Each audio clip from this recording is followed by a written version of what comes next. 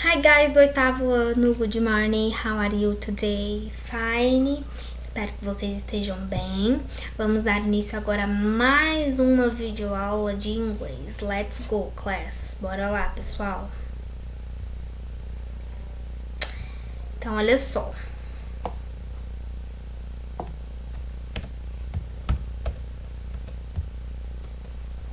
Oh my god. Aí. Today is 23 September 2021. Teacher Ana Carvalho. Pessoal, então vamos lá. Começar sempre pelo cabeçalho, anotando as principais informações da aula, ok? E quando vocês tiverem que me enviar atividades, que também seja com cabeçalho, por favor, não esqueçam e acrescentem a turma, que eu não coloquei aqui porque eu faço esse slide padrão porque para todas as turmas que eu dou aula, tá?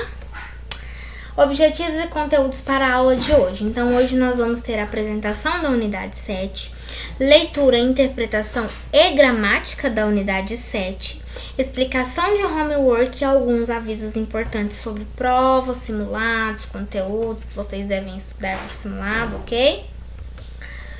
Unity 7, Exploring the Earth. Okay. Vou pegar aqui o livro e a gente começa a Unity 7, Exploring the Earth. Guys, então vamos lá. Unity 7, Exploring the Earth. Nós temos 3 questions e é daquele mesmo esquema.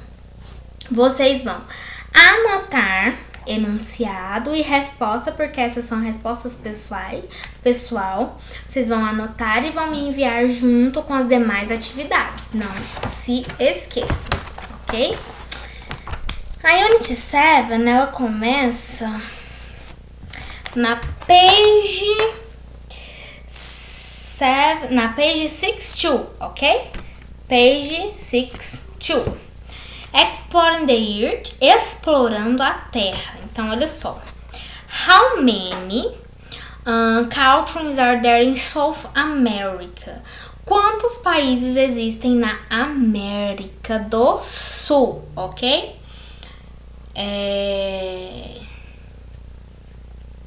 Have you ever traveled across Brazil? Você já viajou pelo Brasil? Se você já viajou pelo Brasil. E have you visited hills, mountains and plateaus in Brazil? Se você já visitou montanhas e vales no Brasil.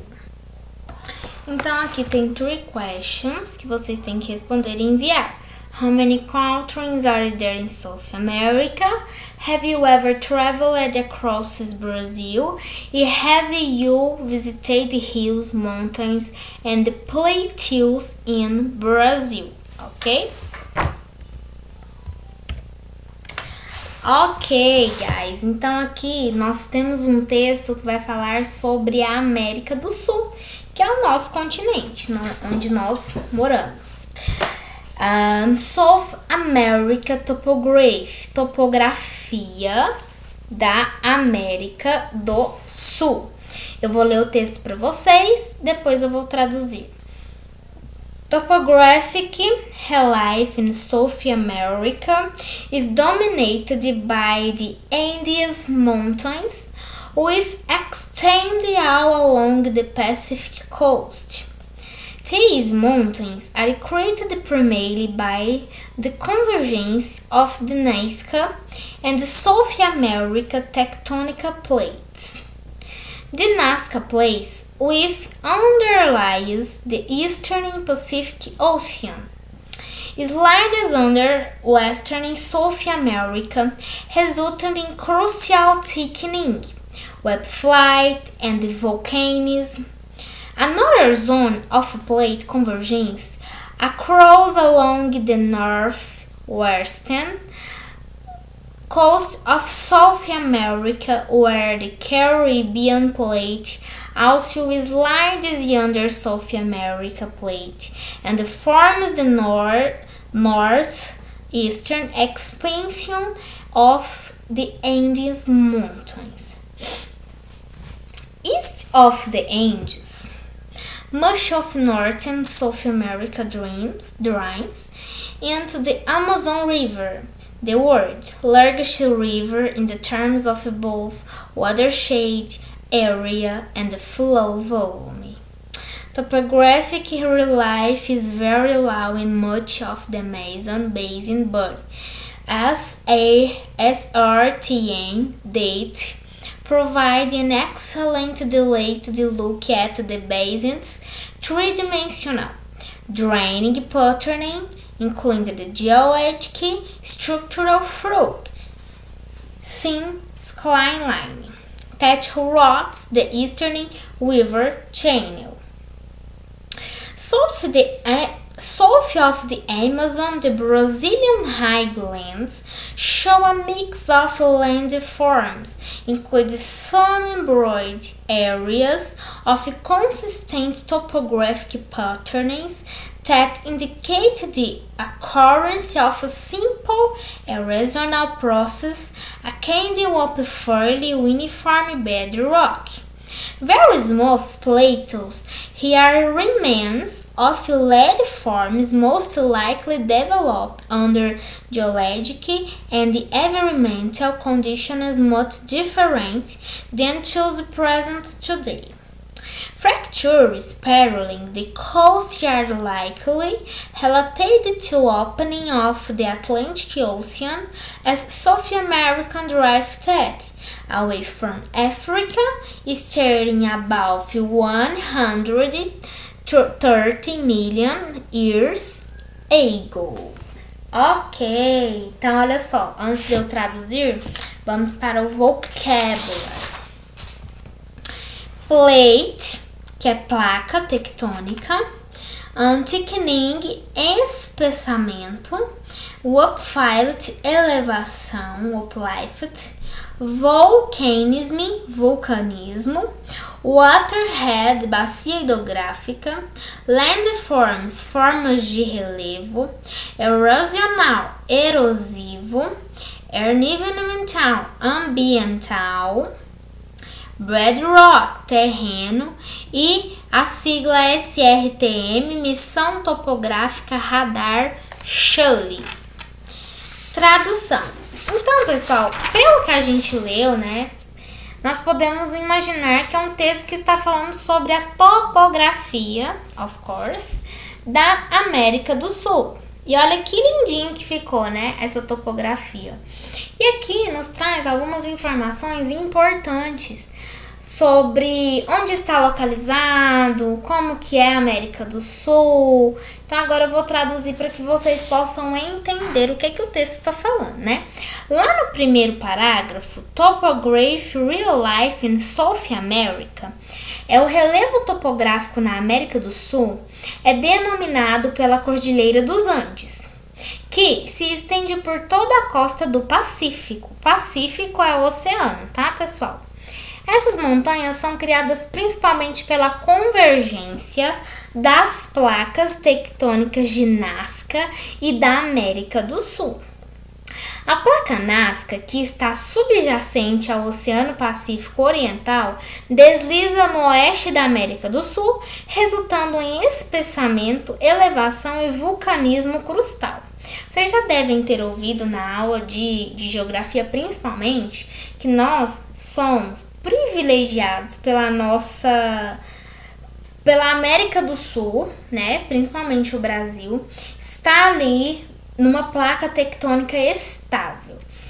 O professor de geografia com certeza explicaria isso melhor que eu, mas eu vou tentar falar um pouquinho para vocês para que a gente possa entender o que o texto está dizendo. Tivemos a Pangeia, vocês já devem ter estudado em História Pangeia, em Geografia também, que foi quando todos os continentes eram interligados e eles se separaram. E aí cada um foi para um lado. Tanto é que se a gente juntar tudo, é como se fosse um quebra-cabeça, todo mundo vai se encaixar.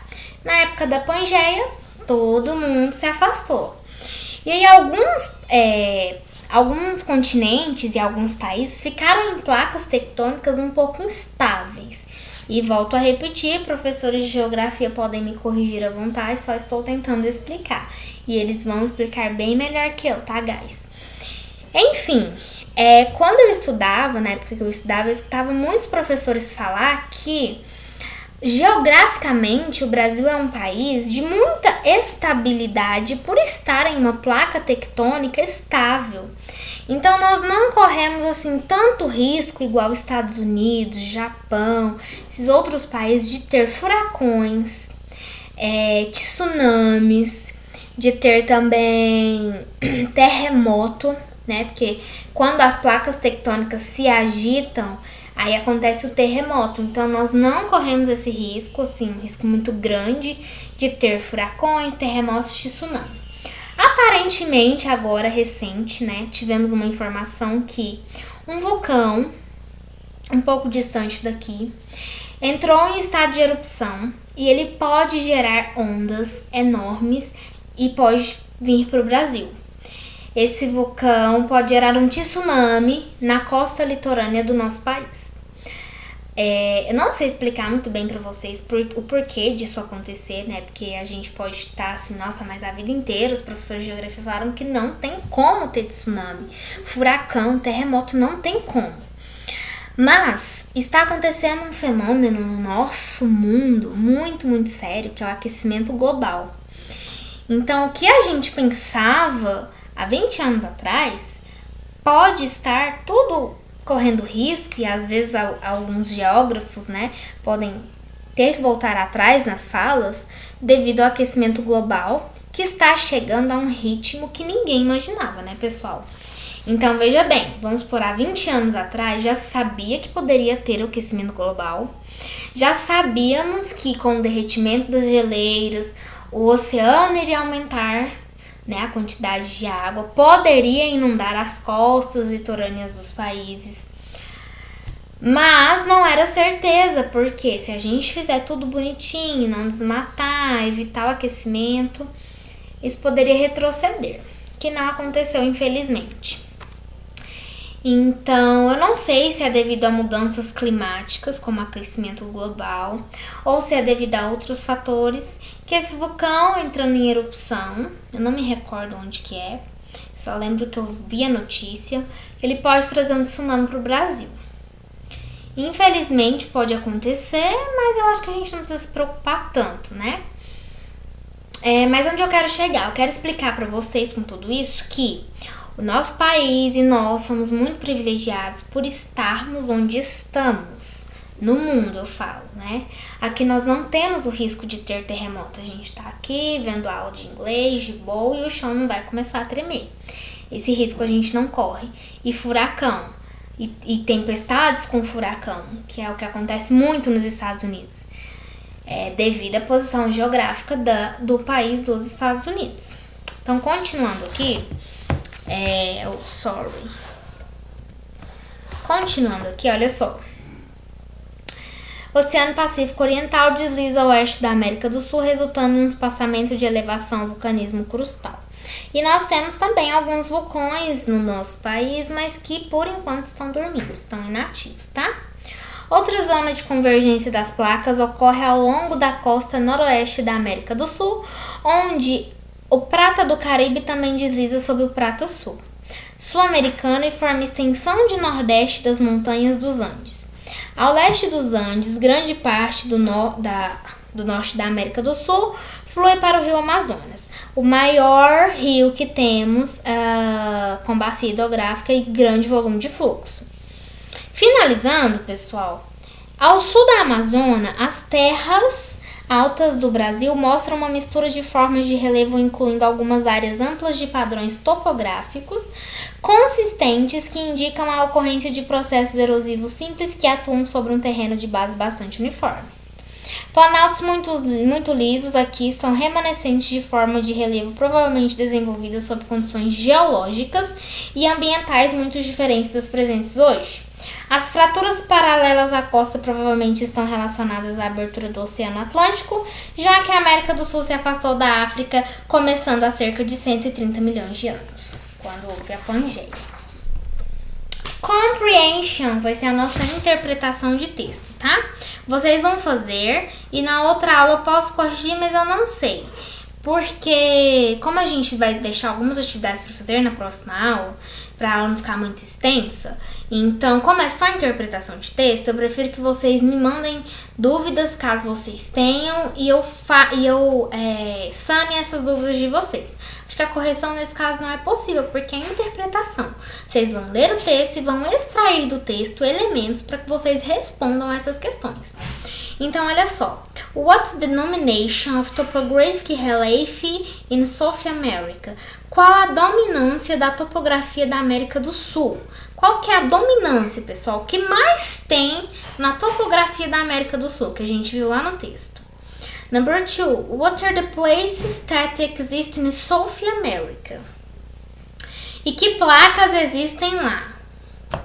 No sul da América, né? What is the main characteristic of Amazon River? Quais as principais características do rio Amazonas? River, it's rio, ok? And number 4, what are the landforms in South America? Quais as formas de relevo da América do Sul? E number 5, what causes fractures in the coast of Atlantic City? O que causa fraturas na costa do Oceano Atlântico? Então, vocês vão responder essas 5 questões. Todas as respostas estão lá no texto. Se for preciso, vocês vão reler, vão perguntar, teacher, não entendi tal parte, eu vou responder para vocês, tá bom? Let's go! Relative pronouns. Aqui agora, nós vamos pular para o grammar. O grammar dessa unidade, pessoal, ele é um pouquinho extenso. Então, por isso que eu resolvi dividir. Vou explicar um pouco hoje, vou explicar também um pouco na próxima aula. The relative pronouns. Aqui são os pronomes relativos, que eu vou usar após um substantivo para ficar claro que a pessoa ou coisa que estamos nos referindo. Aliás, os pronomes relativos são who, which, who, one, whose, which, that. Usamos who e whom para pessoas e with para coisas, ou podemos usar that para pessoas ou coisas. Então, o who, o whom, o whose, with, which e that, ok? Sendo que who e whom eu vou usar para pessoas. That, who eu vou usar para pessoas e whom para coisas. E with, né, guys? With para coisas. Who e whom para pessoas e with para coisas. E that eu posso usar tanto para pessoas quanto para coisas. E aqui nós temos you using who and whom for people and with for things. Or we can use that for people or things.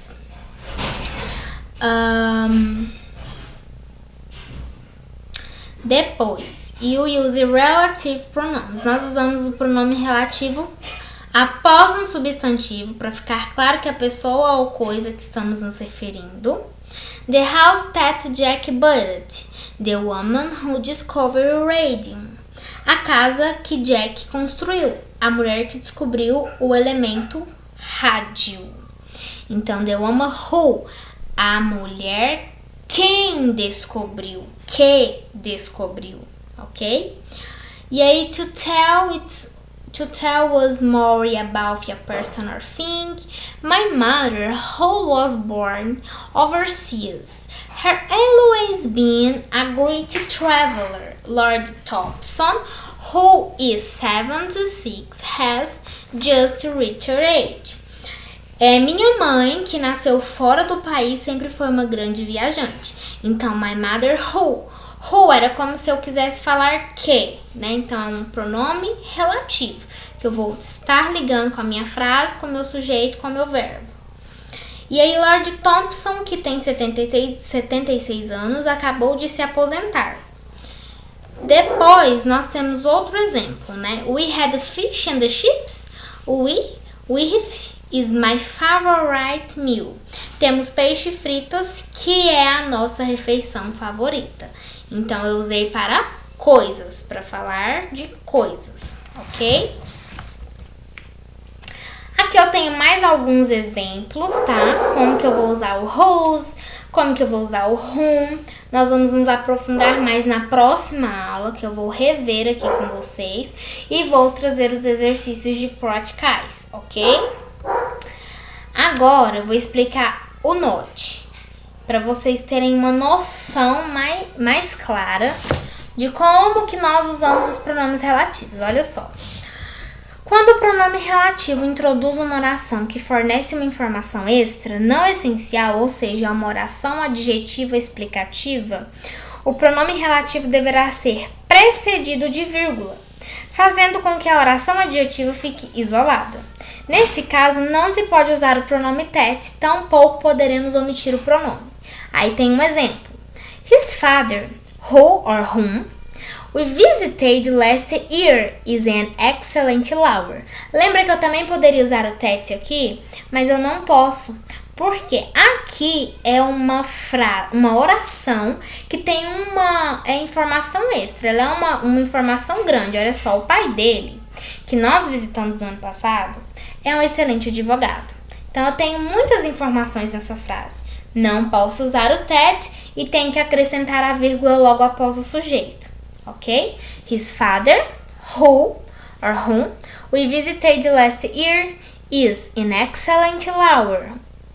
Note no exemplo anterior que a oração que nós visitamos no ano passado não é adjetiva restritiva, pois não se trata de definir sobre qual dos pais dele estamos falando, uma vez que ele só pode ter um pai, pelo menos biológico. Trata-se então de uma oração adjetiva explicativa, onde o uso da vírgula é obrigatório. Outros exemplos de oração explicativa, de oração adjetiva explicativa. Paris, which is a big city, is the capital of France. Paris, que é uma grande cidade, é a capital da França. Marilyn Monroe, whose death is still a mystery, was a famous actress. Marilyn Monroe, cuja morte ainda é um mistério, era uma atriz famosa.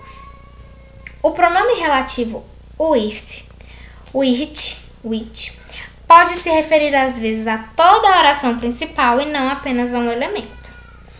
We didn't tell the truth, which was a mistake. Nós não contamos a verdade, o que foi um erro. Então, pessoal, aqui há um pouquinho sobre pronome relativo. Na próxima aula eu vou explicar mais para vocês, e aí fazendo os exercícios juntos e com exercícios complementares que nós ainda vamos fazer, vai ficar mais fácil de entender. À primeira vista é um fácil difícil, porque eu sei que onde eu uso who, onde eu uso whom, eu sei que eu vou usar para pergunta, posso usar para responder, para frases extensas eu vou pôr vírgula, então tem algumas regrinhas básicas, né? Agora eu vou explicar o homework de vocês, que tá lá na página 64 e 65. Olha só, listen and repeat the following landforms and water features. E aí nós temos mountain, tectonic plates, river, volcano, plateau, valley, dune, lake and hill. Vulcão, chapada, vale, duna, lago, monte ou colina. Keep in mind, the largest weather areas in the world are Amazon, South America, Nile, Eastern Africa, Mississippi, Missouri, the USA. In terms of Brazil, there are two types of plateaus, planaltos e chapadas, né? Tenha em mente, as mais extensas bacias hidrográficas do mundo são a Amazônia, que é localizada na América do Sul. Nós temos também a do Nilo, né, o Rio Nilo, o famoso Rio Nilo, que fica na África Oriental. A do Mississippi, Missouri, que fica nos Estados Unidos. E essas são os maiores rios do mundo, digamos. Exercise. Which landforms are there in your country? Que formas de relevo existem em seu país? Quais as formas de relevo, pessoal, que a gente pode citar que existe aqui no Brasil? Em English, ok? Então, olha só, vocês vão ter interpretação como tarefa para enviar as questões, né, dessa página. Interpretação do texto, South America Topography. Hoje foi muito geográfico, né, essa matéria. E o homework de vocês, que é para vocês pesquisarem que formas de relevo existe no nosso país, ok? A partir de agora, pessoal, eu vou estar com vocês no WhatsApp até às 11. Esse é o e-mail que vocês devem me encaminhar as atividades, tá? No simulado vão cair questões das unidades 5 e 6. A unidade 7, que nós começamos hoje, vai ficar para o quarto bimestre, como nós já havíamos combinado. E na prova também. Estou vendo a melhor forma de fazermos nossa prova. Se vai ser igual no semestre passado, apenas um trabalho para vocês fazerem e me enviarem, ou se vai ter prova oral, prova escrita, como que vai ser, mas eu aviso vocês, tá bom? No mais, é isso. Bye, bye, see you. Qualquer dúvida, entre em contato comigo no meu WhatsApp. Tchau, guys. Foi lindo.